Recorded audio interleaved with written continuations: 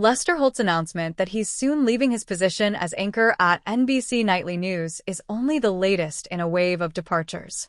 And it comes at a moment when the national TV news media needs all the help it can get.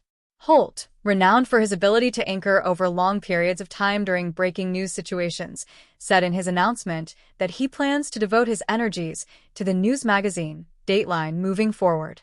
But his departure from the 30-minute nightly telecast that, still, draws millions of pairs of eyeballs is the latest iteration of a trend.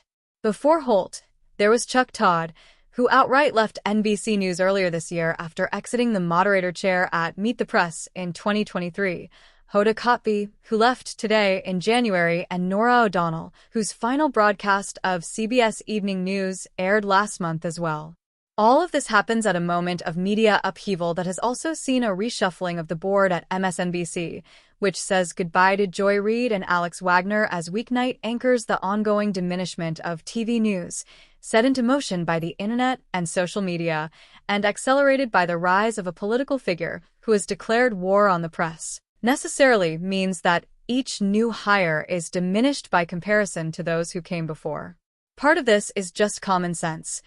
Lester Holt has been the anchor of Nightly for a decade and had been the weekend anchor on the broadcast for 7 years before that. Whoever steps into his position will, of course, not have the earned trust that Holt built up. The problem, though, is that a substantial portion of the audience may not give his successor, whoever they may be, a chance. A person who has, for a decade since Trump first came down the escalator to declare his 2016 run, absorbed the message that the media is the enemy of the people, but who still had a sneaking fondness for Holt, now sees one more tether to the truth cut. Holt, Todd, Kotb, and O'Donnell, all of their careers in TV news, if not the positions they most recently occupied, began before the Trump era. As such, all of them had a certain banked credibility, perhaps even with voters who became activated by the current president's distrust and outright hatred of journalists. A new face does not have that advantage and must build a reputation and a record facing not merely the headwinds of a distracted audience, but also as aggressively anti-institutionalist an attitude in the air as has existed in recent memory.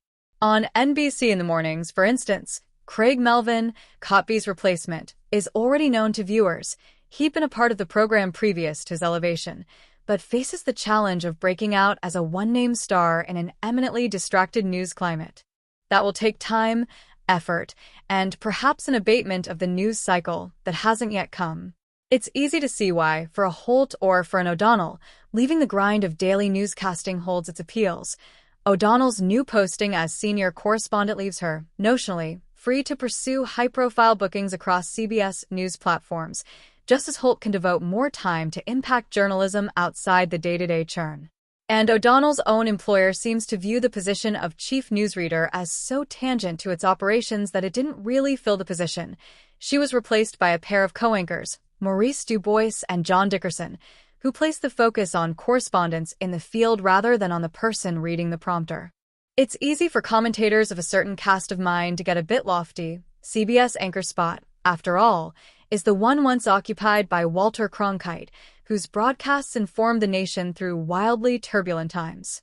But in our own turbulent times, it's striking not merely that there isn't a unifying Cronkite figure, there hasn't been for years, but also that those who come somewhat close are falling away.